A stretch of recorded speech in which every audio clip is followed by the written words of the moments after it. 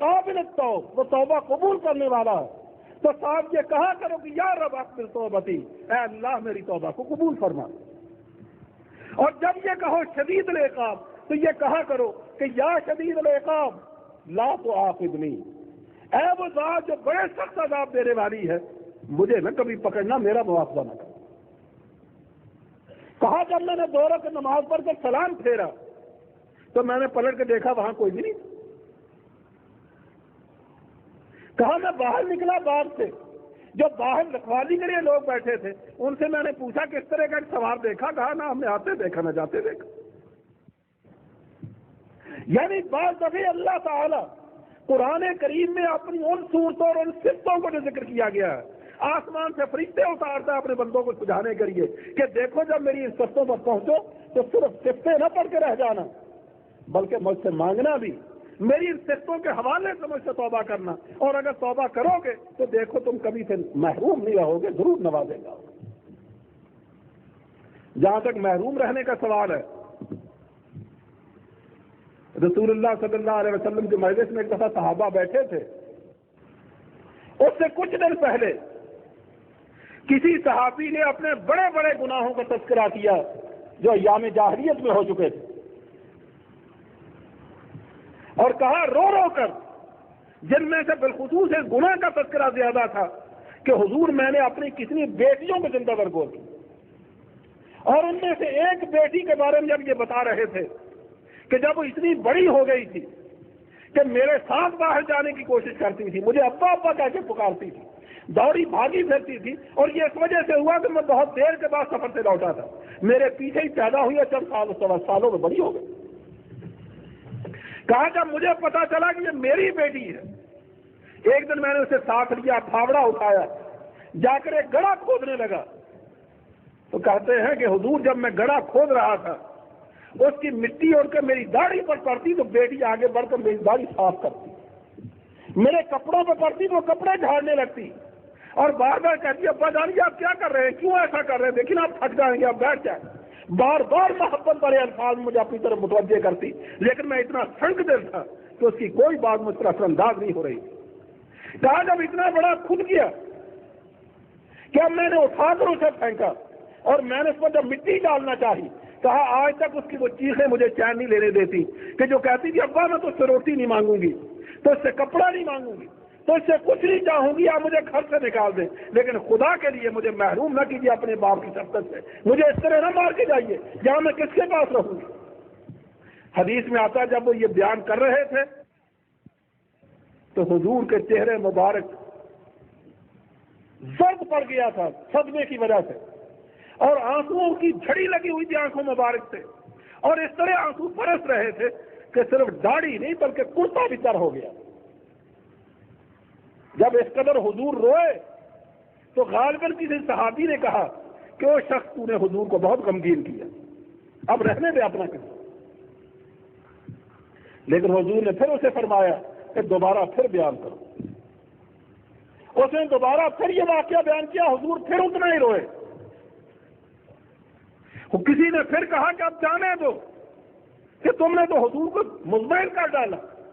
حضور نے پھر فرمایا کہ پھر بیان کرو۔ اس طرح کے واقعات گزر چکے تھے گناہوں کے کہ کیا اتنے بڑے گناہوں کو بھی کبھی اللہ معاف فرمائے گا؟ تب اس کے بعد حضور نے مستقل موقعوں پر اور مختلف موقعوں پر بعض ایسے واقعات بیان فرمائے، کیونکہ بعض میں نصیحت آدمی بھول جاتا ہے، لیکن واقعہ اگر بیان کیا جائے تو وہ یاد رہتا ہے اور اس سے زیادہ سبق سیکھتا ہے۔ هو الذی یقبل التوبۃ عن عبادہ ویعفو عن السیئات، وہ تو وہ ذات ہے جو اپنے بندوں سے توبہ قبول کرتی ہے اور اس کے گناہوں کو معاف کرتی ہے۔ یہاں توبہ کو قبول کرنا اور گناہوں کو معاف کرنا تو ایک طرف رہا، اس کی نوازشوں کا کوئی ٹھکانہ کہ جب کوئی اس کے دروازے پہ آ جائے صرف یہی نہیں کہ کیے ہوئے گناہ دھل جاتے ہیں، بلکہ یوں سمجھو کہ کوئلوں کا ویپاری دیکھتے دیکھتے عطر فروش کی دکان میں تبدیل ہو جاتا ہے۔ یعنی جو اپنے دامن میں کوئلے بھر کے لاتا ہے نا، جب وہ لوٹتا ہے تو اس کے دامن میں کوئلے نہیں بھوکے ہوتے. قرآن ہمیں یہ بتاتا کہ الا من تاب وآمن وعمل عملا صالحا فاولئک یبدل اللہ سیئاتہم حسنات، کہ جو آدمی ایمان اور عمل صالح سے توبہ کرنے کے بعد اللہ کو منا لیتا ہے، کہا صرف یہ نہیں کہ اس نے جو برائیاں کی ہیں وہ ہم بخش دیتے ہیں، بلکہ ان کی برائیوں کو ہم نیکیوں میں تبدیل کر دیں. کہ پہلے اگر کوئلے تھے وہ ہیرے، پہلے گناہ تھے وہ نیکیاں، پہلے رسوائیاں تھیں، اب اللہ کے سامنے بلند درجات کی صورت اختیار کر جاتی ہیں. یعنی کوئی ٹھکانہ ہے اس کی عنایتوں کا، اس کی بخششوں کا، اس کی رحمتوں کا، کہ دنیا میں بڑا سے بڑا بخشنے والا اور درگزر کرنے والا شخص وہ زیادہ سے زیادہ لغزشیں معاف کرتا، ہاتھ سے تو کچھ نہیں دیتا. یہاں تو حال یہ ہے کہ جو گناہ لے کے جاتا ہے آدمی کہ یا اللہ اسے معاف کر دے، اللہ کہتا ہے اسے معاف کیا کرنا، جا اتنی نیکیاں بھی تجھے دے دی. اور پھر اتنی نیکیاں نہیں، گناہ ایک ہوتا ہے، نیکیاں نہ جانے کبھی لاکھوں کی شکل میں تبدیل ہو جاتی. بلکہ بعض دفعہ تو ایسا ہوتا ہے کہ آدمی پچھلی بگڑی ہوئی زندگی کے بارے میں معافی لینے جاتا ہے اور اس کے بدلے میں ایک ایسی زندگی عطا ہوتی ہے جس پر انبیاء کے بعد اولیاء بھی رشک کرے. حدیث میں آتا ہے بعض بات بہانہ ہی بنتا ہے، بس اللہ سے دعا کرنی چاہیے یا اللہ کو بہانہ بنا دے. کہ فضیل بن عیاض جو ہمارے اولیاء کی تاریخ میں بڑے نمایاں مقام رکھتے ہیں، کہ بڑے نامی گرامی چور اور ڈاکو تھے. ایک رات چھتوں سے گزر رہے تھے، پھلانگ رہے تھے چھتے کہ کس گھر میں اتر کر ان کا سامان لوٹوں. اوپر ایک سوراخ تھا، اوپر اس کے کچھ چیز رکھ دیتے تھے ڈھکنے کے لیے. انہوں نے سوراخ ہٹا کے جو نیچے دیکھا کہ گھر والے سو رہے ہیں یا جاگ رہے ہیں، تو دیکھا کہ دیے کی مدھم روشنی میں کوئی شخص تلاوت کر رہا، اور وہ پڑھ کیا رہا ہے کہ الم یعن للذین آمنوا ان تخشع قلوبہم لذکر اللہ. کیا لوگوں پر ابھی وقت نہیں آیا کہ اللہ کی یاد سے ان کے دل پگھل اٹھے اور وہ کانپ اٹھے خدا کے نام سے. وما نزل من الحق، اور اس کے تصور سے جو خدا نے حق بنا کر نازل کیا. بھائی یہ آیت کا ٹکڑا سننا تھا. ظاہر فضیل نے جو عرب تھا، کیا پہلے کبھی قرآن نہیں سنا ہوگا؟ کہیں پہلے بھی کئی دفعہ سنا ہوگا. اب یہ آیت کانوں میں پڑھنے کی دیر تھی کہ اوپر بیٹھے ہوئے چور نے چیخ ماری، لیکن جب یہ اس چھت سے اتر کر گھر تک پہنچا ہے تو یہ اب چور نہیں تھا، بلکہ چوروں کو راستہ دکھانے والا فضیل ابن عیاض تھا، جس کے نام سے آج تاریخ کے کتنے صفحات روشن. اس لیے میں کہتا ہوں کہ بعض دفعہ آدمی زندگی کی لغزشیں بخشوانے کے لیے نکلتا ہے، خدا اس کے قسمت میں اس کے بدلے میں وہ زندگی عطا کر دیتا ہے جو ہزاروں کوششیں کرنے والے لوگ اور نمازیں پڑھنے والے لوگ وہ زندگی حاصل نہیں کر پاتے. اس لیے توبہ وہ دولت ہے اور توبہ وہ متاع ہے ایک مسلمان کی، کہ جب کسی کو یہ نصیب ہو جاتی ہے سمجھ لیجیے کہ اس سے بڑا کوئی اور مرتبہ نہیں ہے جس کو آدمی تلاش کرتا ہے. البتہ اس کے لیے ایک شرط ہے، آدمی خدا کو کے سامنے جب ہاتھ پھیلائے، جہاں اس کو اس بات کا استحضار ہونا چاہیے کہ یہ ہاتھ خالی نہیں رہیں گے، کیونکہ کسی چودھری کے دروازے پہ آدمی جا بیٹھے تو وہ بھی اگر گیا گزرا نہیں ہے تو اس طرح بے مرمت ہو کے کبھی پیش نہیں آتا. تو وہ تو اتنی بڑی ذات ہے کہ اس کے علاوہ کہیں عظمتیں ہیں ہی نہیں، تو یہ ممکن نہیں ہے کہ میں اگر اس کے دروازے پہ بیٹھ جاؤں تو مجھے یوں محروم واپس کرے گا. اس لیے جب ہاتھ پھیلائے تو یہ تصور رکھے کہ یہ محروم نہیں ہوں گے ہاتھ، لیکن ساتھ اس کو اللہ کی بے نیازی ذہن سے نہیں نکالنی چاہیے. اسے ساتھ یہ استحضار رہنا چاہیے کہ جہاں وہ ذات بڑی عنایتیں کرنے والی ہے وہاں وہ اللہ الصمد بھی ہے، وہ خدا بے نیاز بھی ہے. کہ بے نیازی پہ آئے تو تاہ میں حبیب کو پتھر کھاتے دیکھ کر بھی بے نیاز ہو کے بیٹھا رہا. وہ بے نیازی پہ ہے تو یوسف کو برسوں تک وہاں ترسنے دے آزادی کے لیے جیل خانے میں، جیل کا دروازہ نہ کھلوائے. اور بے نیازی پہ آئے تو زکریا آرے سے چیر دیا جائے تو اس کی کبھی غیرت کو حرکت نہ آئے، وہ بے نیازی پہ اگر آئے تو ایک بادشاہ محض اپنی ایک محبوبہ کی خواہش پوری کرنے کے لیے یحییٰ کے سر کو قلم کروا کے تشت میں رکھ کے اسے پیش کرے تو تب بھی اس کی بے نیازی حرکت میں نہ آئے۔ تو چونکہ وہ ذات بڑی بے نیاز ہے، اس لیے جب آدمی دعا کرے تو یہاں اس کی عنایتیں نگاہوں میں رہنی چاہیے، وہاں اس کی بے نیازیاں بھی رہنی چاہیے۔ لیکن جب ان دونوں کو سامنے رکھتے ہوئے وہ اپنا صبر کا مظاہرہ کرے گا اور یہ ثابت کر دے گا کہ میں تیرے دروازے سے اٹھوں گا نہیں، کہ قسم آستاں کی نہ اٹھوں گا ہرگز، یہیں دن چڑھے گا یہیں رات ہوگی، تو پھر خدا کبھی محروم نہیں کرے گا۔ وہ ہمارا صبر دیکھتا ہے،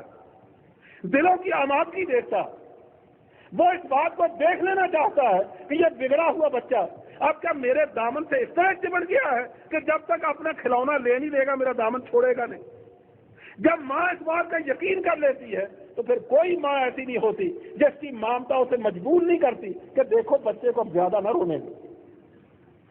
مجھے اب یاد نہیں ہے، جس زمانے میں نے بی اے کیا تھا، بی اے میں ایک نظم پڑھا کرتے تھے، اس انگریز نے تو خیر اپنا ہی عجیب تصور وہاں پیش کیا، اس نے کہا میرے بچے نے مجھ سے کچھ مانگا تو میں نے جھڑک دیا، چلا گیا وہ۔ کہا کچھ گھنٹے 2 گھنٹے کے بعد مجھے خیال آیا کہ وہ میں نے اسے کیوں جھڑکا۔ کہا میں اٹھ کے اس کے کمرے میں گیا تو وہ سو رہا تھا کرسی کے ایک پہلو پر سر رکھ کر، لیکن ابھی تک اس کے آنسو اس کی پلکوں سے باہر ٹپک رہے تھے۔ کہا وہ تو سو گیا لیکن وہ اس کے آنسو جو ٹپک چکے تھے اس نے پھر مجھے باقی رات سونے نہیں دیا۔ اگر باپ اتنا بے قرار ہوتا، یقین جانیے آنکھوں میں آنسو ہونے چاہیے اور پھر آنسوؤں میں روشنی ہونی چاہیے، اس روشنی کے کسی کا آستانے پر قربان ہونے کی توفیق تو ہونی چاہیے۔ پھر دیکھیے خدا کی رحمت کبھی جھوم کے نثار ہوئے بغیر کبھی نہیں رہتی۔ کبھی ایسا نہیں ہوا کہ کسی نے شرطوں کے ساتھ اسے مانگا ہو اور پھر اللہ نے اسے مایوس بھی کیا۔ اب تک جو کچھ میں نے کہا یہ صرف توبہ کی ترغیب، اللہ کی شفقت اور اس کی عنایت کی طرف رغبت دلانے کے لیے کہا ہے، اور یہ سمجھانے کے لیے کہا کہ آدمی کتنا بھی بڑا پاپی کیوں نہ ہو اس کی رحمتوں سے کبھی محرومی نہیں ہوتی بشرطے کہ آدمی مانگے۔ اب میں بتاتا ہوں کہ اصل توبہ کا تصور کیا ہے، اس کے معنی کیا ہے، بجائے اس کے کہ میں خود کچھ کہوں۔ میں ایک حدیث پیش کرتا ہوں کہ وقت زیادہ نہیں۔ حضور نے فرمایا توبہ تو تجمعها 6 اشیاء، توبہ میں 6 چیزیں ہونی چاہیے، اگر یہ 6 چیزیں نہیں ہیں تو وہ توبہ نہیں۔ پہلی بات کہ گناہ کرنے والا جیسے ہی اسے تنبہ ہو کہ مجھ سے غلطی ہوئی اسے فوراً اس پر ندامت کا اظہار کرنا چاہیے۔ جیسے جس آدمی کے دل میں ماں کی واقعی محبت ہو، وہ جانتا ہو کہ ماں کا دل ایک آبگینہ ہوتا، جسے ٹھیس لگتی ہے تو ٹوٹ بھی جاتا۔ اگر واقعی اسے اس درجے کی محبت ہے تو کبھی اگر حد سے سخت بھی نکل جائے گا زبان سے اور ماں کا چہرہ کبھی ملول ہو جائے گا اس سے تو اس کو رات کو پھر چین کی نیند نہیں آئے گی، اسے ندامت چین نہیں لینے دے گی کہ یہ میں نے کیا کہہ دیا، اور جب تک اس پر شرمندگی کا اظہار نہیں کر لے گا اس وقت تک اس کا دل چین نہیں لینے دے گا اسے۔ کہ جیسے ہی آدمی گناہ کرے فوراً اس پر تنبہ ہو جانے کے بعد اس پر ندامت کا اظہار کرے، لیکن اگر اس کا یہ حال ہے کہ گناہ پہ گناہ کرتا جاتا ہے اور اسے کبھی احساس ہی نہیں ہوتا کہ میں نے کیا کیا، اور احساس ہوتا ہے تو ندامت نہیں ہوتی، اور یہ سوچ کر ندامت نہیں ہوتی کہ ابھی تو جوانی ہے نا، بڑی عمر پڑی ہے توبہ کرنے کو۔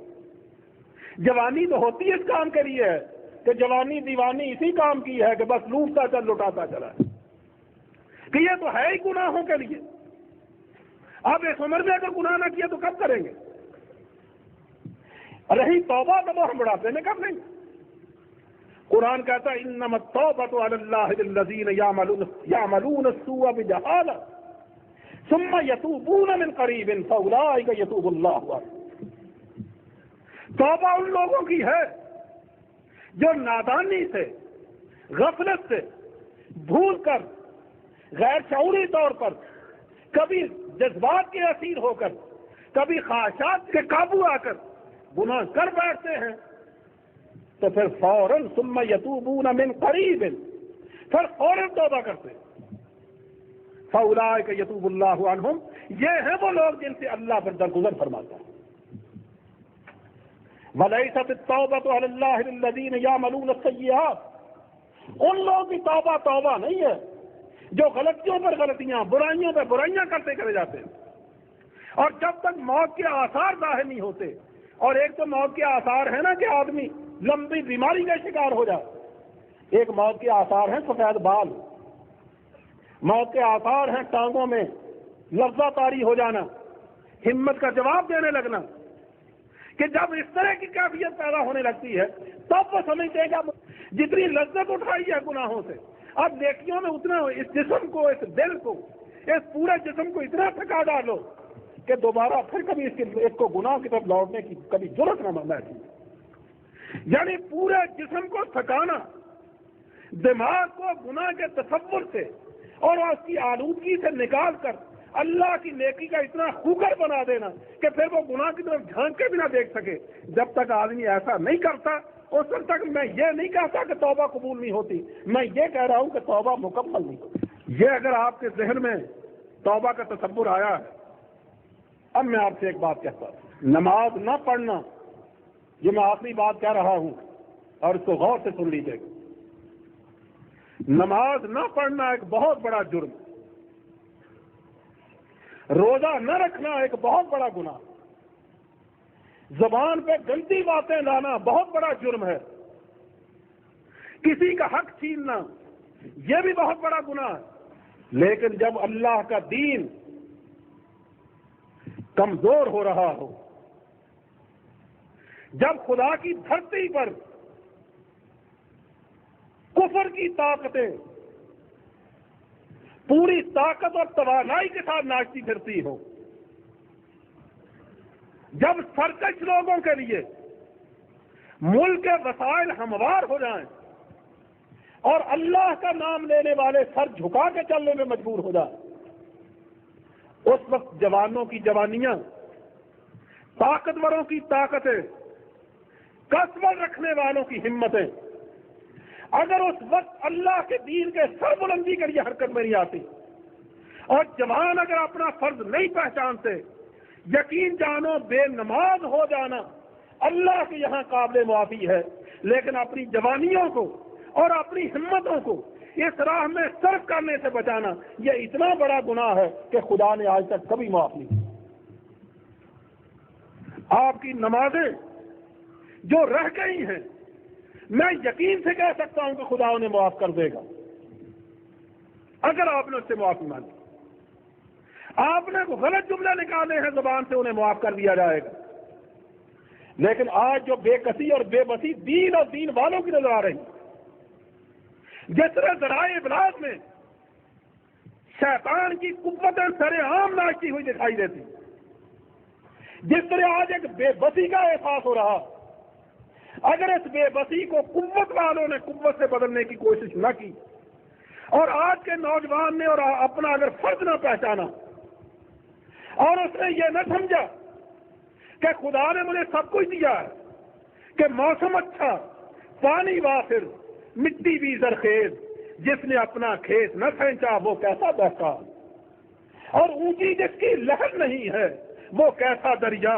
اور جس دریا میں موج نہیں ہے وہ کیسا طوفان۔ اگر آج نوجوان اپنی جوانیوں کے بارے میں یہ نہیں سمجھتے کہ ان کے امتحان کا ٹھیک وقت آ گیا، تو انہیں سمجھ لینا چاہیے کہ یہ اتنا بڑا گناہ ہے جس کے آج توبہ اور استغفار کا وقت آ گیا۔ آپ کے لیے استغفار یہ نہیں ہے کہ آپ نوافل پڑھ پڑھ کر خدا کو راضی کریں، آپ کا استغفار یہ ہے کہ آپ اللہ کے سامنے اس بات کا عہد کر کے اٹھیں کہ یا اللہ جو ہاتھ اٹھے گا تیری شریعت کی طرف، اگر میرا ہاتھ سلامت ہے تو میں اس ہاتھ کو باقی نہیں رہنے دوں گا، اگر تیرے لیے ستون بنانے کی ضرورت پڑے گی تو میرا جسم اس کا ستون بنے گا، اگر اس ایوان کو کھڑا کرنے کے لیے گارے کی ضرورت پڑے گی تو میرا لہو اس کا گارا بنے گا، اگر اس کا نظام چلانے کے لیے صلاحیتیں مانگی جائیں گی تو میں اپنی پوری صلاحیت سے راہ میں نچھاور کر دوں گا۔ اگر آپ نے باقاعدہ اس کا عہد کر لیا تو میں آپ سے کہتا ہوں کہ یہ ہے وہ توبہ جو آج کے نوجوان کی توبہ ہے، وہ توبہ میرے جیسوں کی توبہ، وہ آپ کی توبہ نہیں ہے۔ لوگ غلط سمجھتے ہیں اگر یہ سمجھتے ہیں کہ توبہ اور استغفار کا معنی شاید صرف اپنی کیے ہوئے بدعمالیوں سے اللہ کے سامنے اظہار ندامت کا نام ہے۔ میں کہتا ہوں اپنی صلاحیتوں کو بچا بچا کے رکھنا،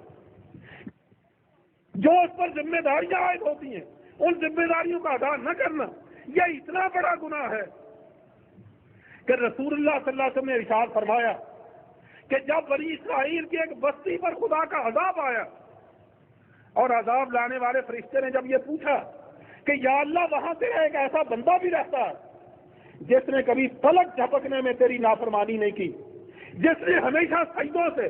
تیری زمین کو آباد رکھا ہے، جس نے ہمیشہ دعاؤں سے اپنے گھر کی فضا کو معمور رکھا ہے، کیا میں اس کو بھی اپنے عذاب کی لپیٹ میں رہ لوں؟